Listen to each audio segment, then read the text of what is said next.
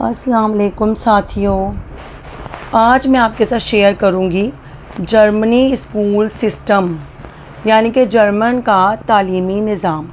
German میں سرکاری سطح پر بچوں کو گھر میں پڑھانے پر پابندی عائد ہے۔ اس کے علاوہ 8 کروڑ شہریوں کے ملک میں محض 2500 پرائیویٹ اسکول ہیں۔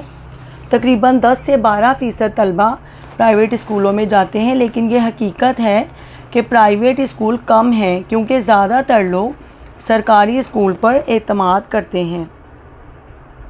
جرمنی اسکول سسٹم جرمنوں کے مائنڈ سیٹ کی عکاسی کرتا ہے۔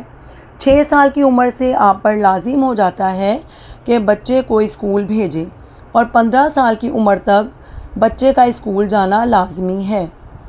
اب یہاں جرمن اپنا طریقہ استعمال کرتے ہیں اور اسکول کے ابتدائی 4 سے 5 سال بچے ہر طرح کی تعلیم حاصل کرتے ہیں، لیکن اس کے بعد ان کو 3 طبقوں میں تقسیم کر دیا جاتا ہے، یعنی کہ 3 ان کے ہیں ایسے جن میں ان کو 3 طرح سے بچوں کو ڈیوائیڈ کیا جاتا ہے۔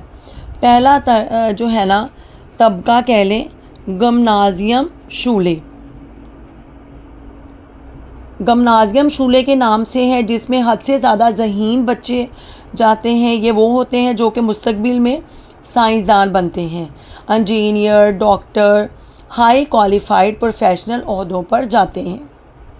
اور جو اسکولوں کی دوسری قسم ہے وہ ہے ریال شولے۔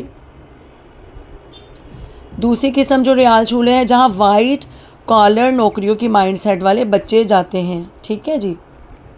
اور تیسری قسم ہے ہیپ شولے۔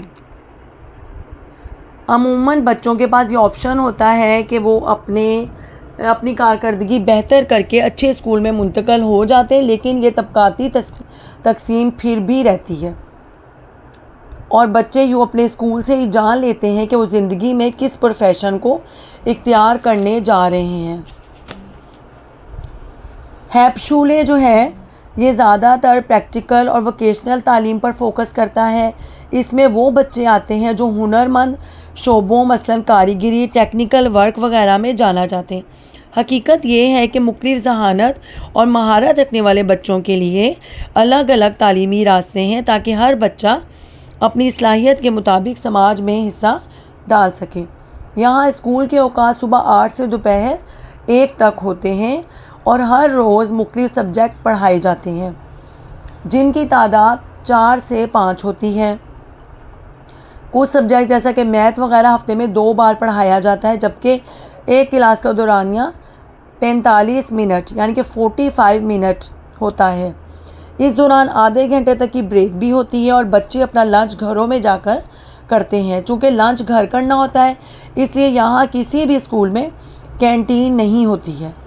وہیں پر ماڈرن اسکول اس روش کو توڑ کر فل ڈے اسکول اور لنچ بھی آفر کر رہے ہیں۔